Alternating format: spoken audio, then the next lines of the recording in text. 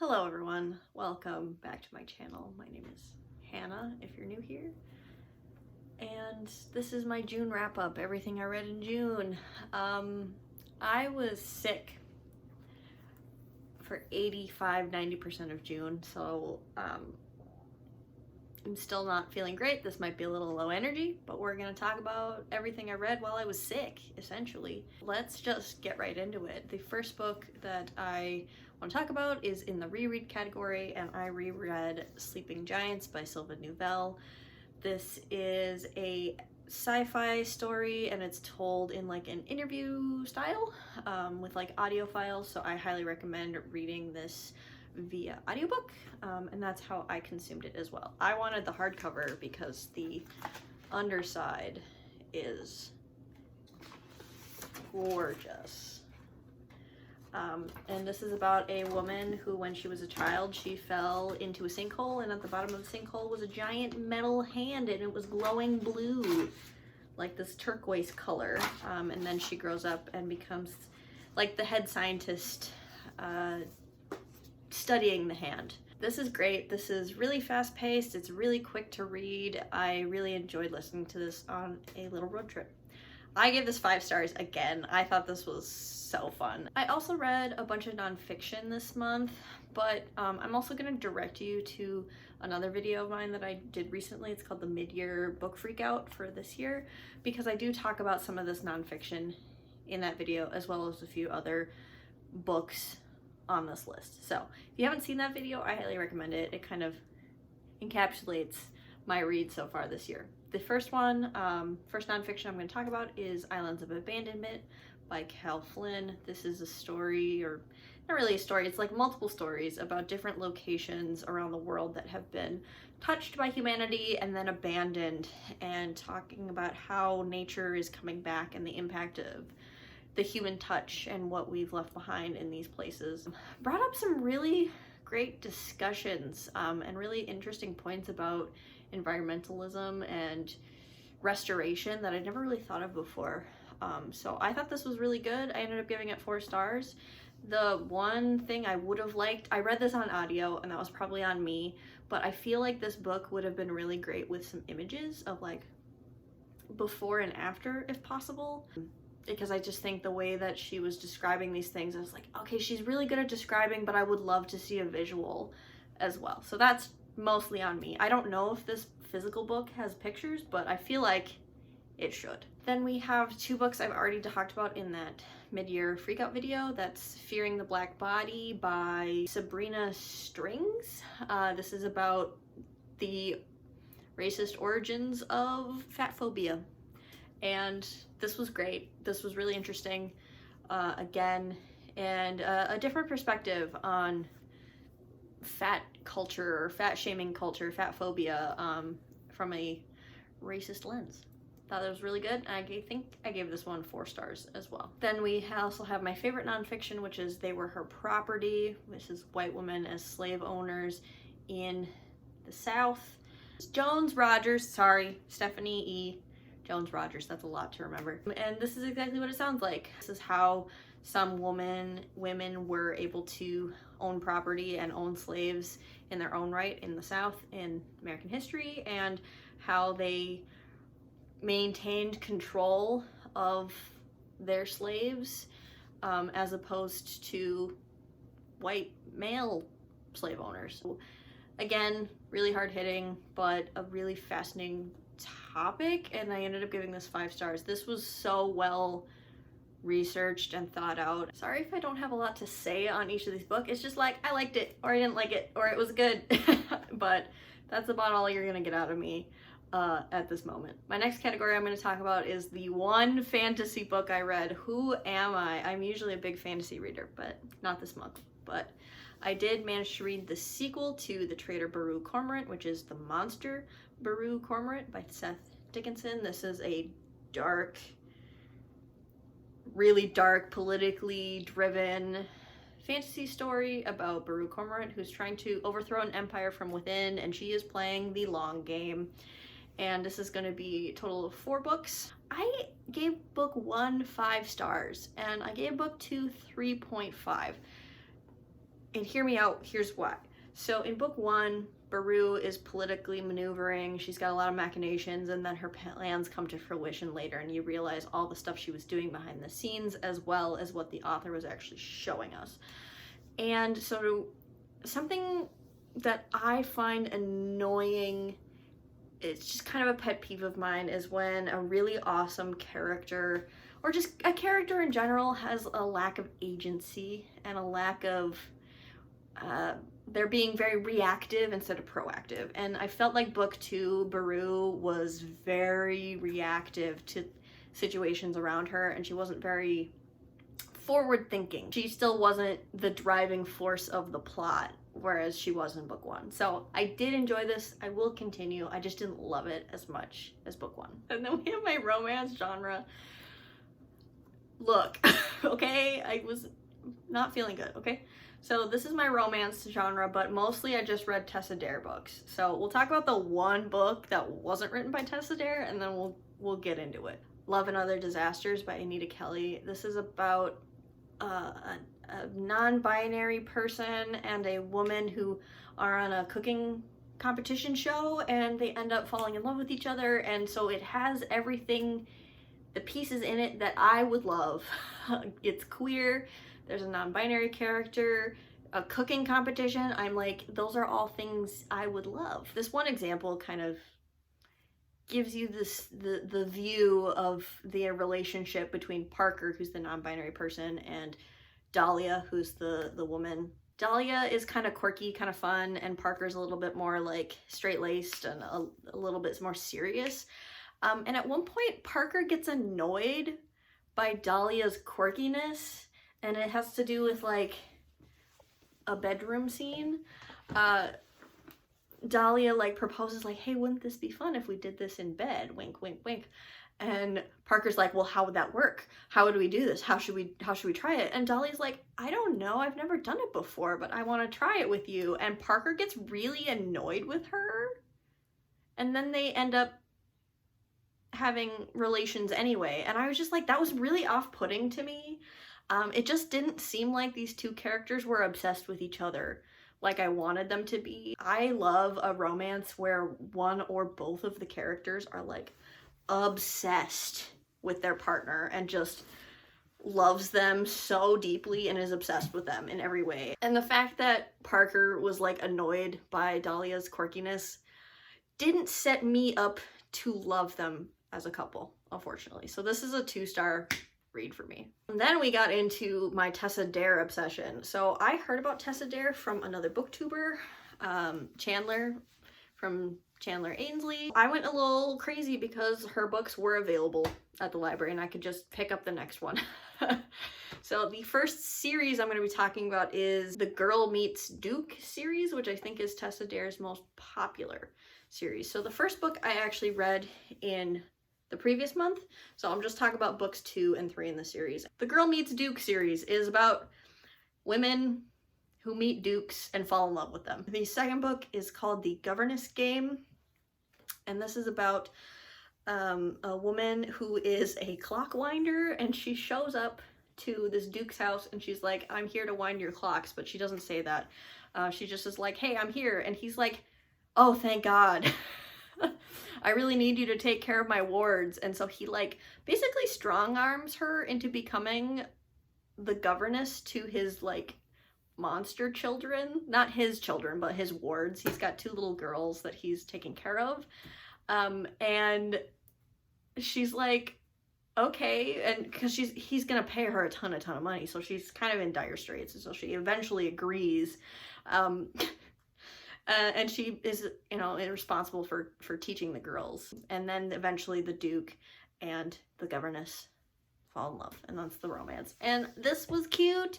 I didn't love it as much as book 1, but I still ended up giving this like a 3.5, 4 stars. I thought this was really solid. And then book 3 is my favorite, which is The Wallflower Wager. And again, check my mid-year book freakout tag, because I talk about Penelope, who's the main character in this.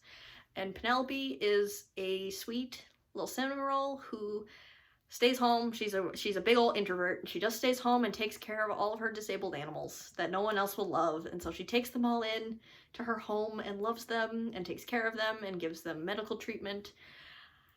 And she doesn't go out. She doesn't see anybody. She just hangs out with, she's got her little group of friends. She's friends with the governess, you know, like that friend group is the central, you know, protagonists of this series. Next door to Penelope is an abandoned home and eventually gets bought by this guy named Gabriel Duke. So he's not a Duke, but his last name is Duke. Yeah, she just walks into his house too because I think one of her birds flies over there. So she goes to retrieve her bird and she meets Gabriel and they form a little romance. And Penelope is everything. She's both the sweetest character as well as she can F up your life. She's got it both. Can be really conniving as well as loving, and I just love that for her. I love that she is, you know, got the depth, sweetie, and she takes care of herself in the end, and I really appreciate that in a romance. So I think I gave this one 5 stars. Or 4.5, like really high up there. Really liked this one.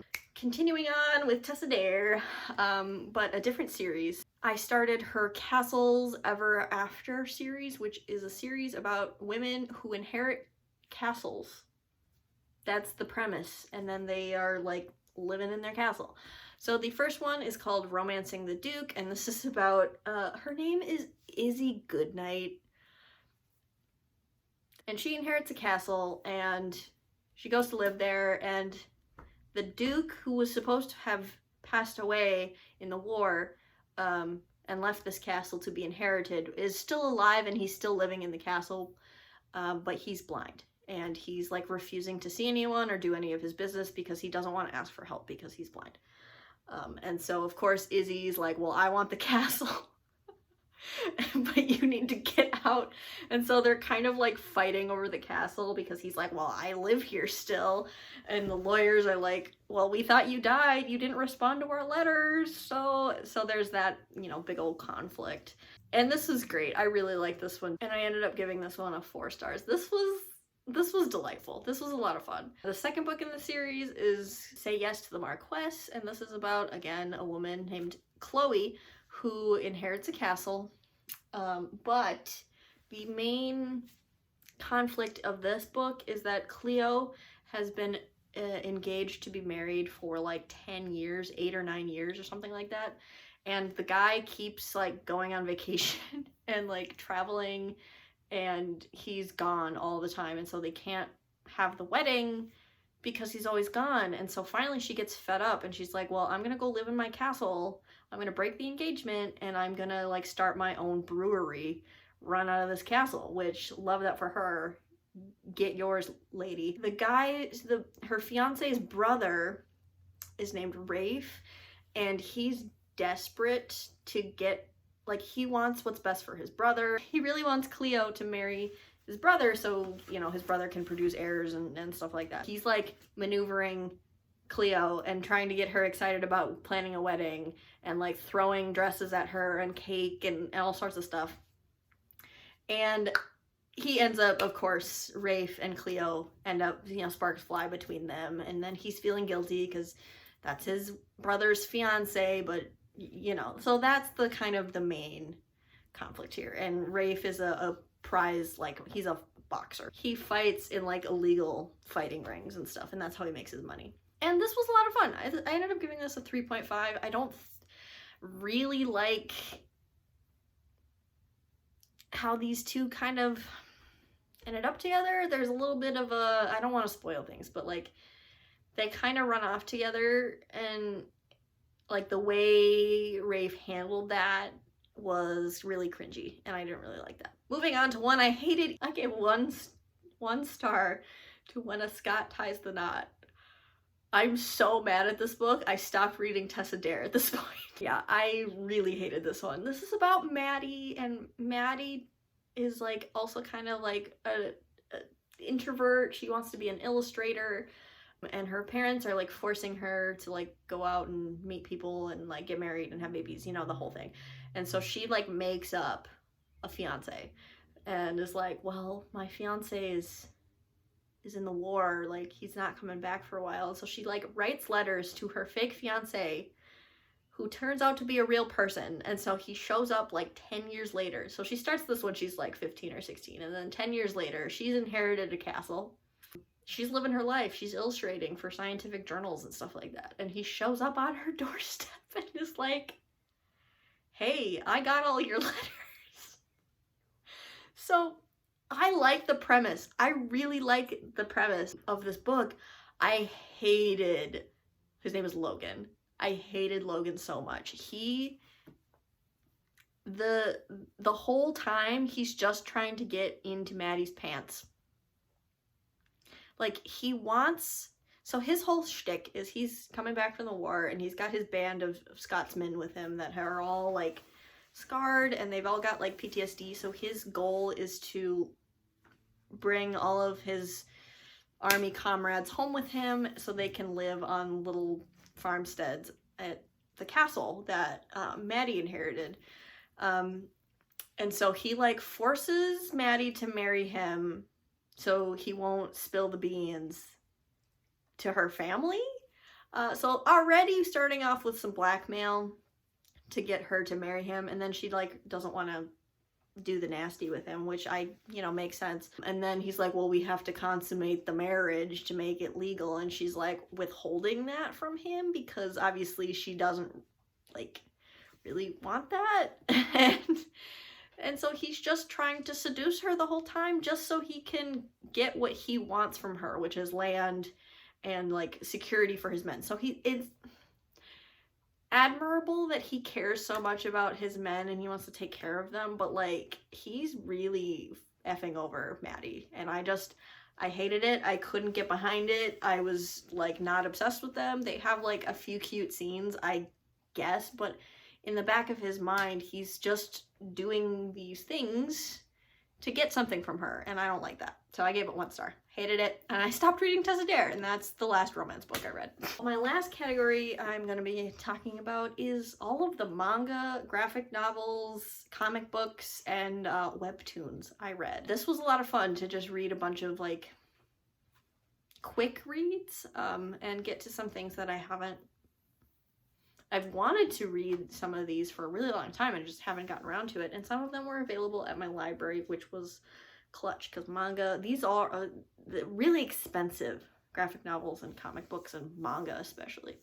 So we're gonna start with the lowest, go to the highest rated. The first one I'm going to talk about is Monstress Volume 1 by Marjorie Liu and illustrated by Sana Takeda. Now this sounds phenomenal. It's set in an alternate 1900s Asia that is a blend of steampunk and Art Deco, and it's a big fantasy story. And it's about a teenage girl who like doesn't know who she is and is trying to figure out what happened to her, and she's got maybe a demon living inside of her, so she's trying to figure out what's going on, and she's trying to get away from people who are after her. So like there's a lot of things here that you'd think I would like, but I just couldn't connect to this story at all. There was just too much going on. We kept getting different perspectives, and I was like, well, what about our main character? And also our main character was so ruthless. Normally I'm into women being bad and just killing people, but like I need to care about them first, and there was just nothing here that I really grasped onto, which is an unpopular opinion. This is like really, really popular, and I get it. It's really cool, like the concept and the art. The art was phenomenal. I just didn't get it. I don't know what to tell you, so I gave it like a 2.5 stars. I mean, it was fine. I don't think I'll continue though. Next we have Mooncakes by Suzanne Walker, and this is about a non-binary werewolf and a deaf witch, and there's a secret in the woods, and they have to come together to work on the problem of what's going on in the woods, and they form a little romance, and this is a young adult graphic novel. And I've talked about this one again in that mid-year freakout video. I had such high expectations for this because I just wanted a really cute time, and it was so shallow. in its world building and even in the character relationships between the two main characters.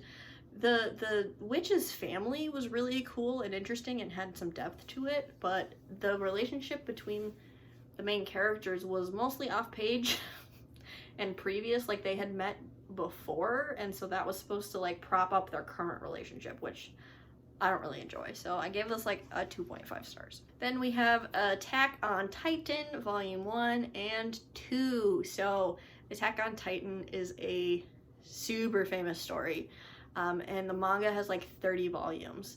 And so I managed to read the first 2, and I've seen season 1 of the show, which covers a fair few manga installments. But this is about humanity is trapped behind walls because there are giant Titan monsters that eat humans, essentially. So this is a horror. I would have classified this as adult horror. And this is about our main character, Eren Yeager, who is training to become a scout to go outside the walls and kill Titans. And there's lots of mystery and intrigue in this story, like where did the Titans come from? What's going on with Eren? His dad was doing weird shady stuff. What was his dad doing? What's in the basement? So there's lots to, you know, hold in your mind and wonder what's going on, as well as the big intense action scenes. And I found that in general, action manga is not my favorite. Like, I much prefer to see an action scene on screen and watch the movement that way than trying to figure out what's going on in a panel in a manga. And that's just a personal preference thing. So I did like these installments and I will continue. That's just like something that I found hard for me. So I ended up giving volume 1 like 3.5 and volume 2 4 stars. But I highly recommend the anime. I've only seen season 1 of the anime, but it was a really good anime. Then we have Sweat and Soap Volume 1, which is a romance. And I gave this 4 stars, and this is about a woman who has a lot of like body odor, and so she's been bullied her whole life about it, and so she's super self-conscious, and she's always going to the bathroom to like wipe herself off and put on extra deodorant and fragrance, and she works for her favorite soap company, which is really cute. And one day the like perfumer, the guy who's like in charge of developing new scents for the soaps, smells her, and he gets really inspired by her odor and approaches her kind of aggressively and is smelling her and is saying, hey, can I sniff you?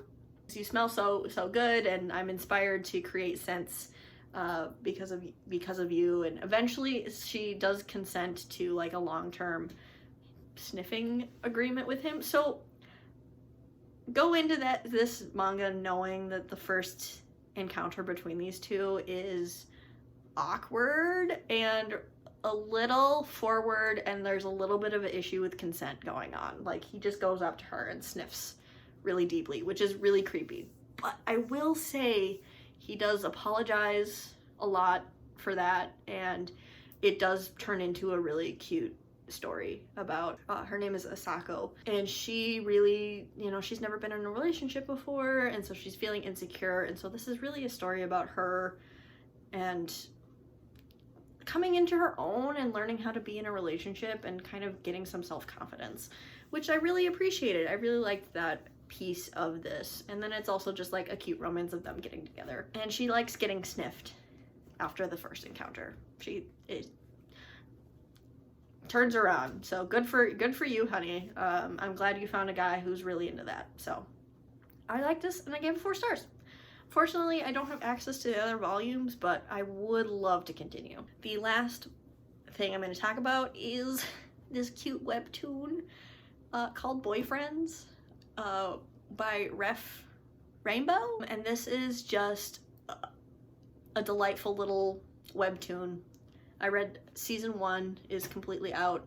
This is about 4 college men who end up forming a polyamorous quad with each other, and it's delightful. It's a slice of life. There's no stakes, essentially. It's very welcoming and loving and accepting. There's no homophobia, there's no transphobia, it's really just them going to the beach and going shopping together, and it's really sweet. And I loved it, and it made me cry because of happy tears. And so I gave it 5 stars. And this was a recommendation from Mina, from Mina Reads, who she gets the romance, you know.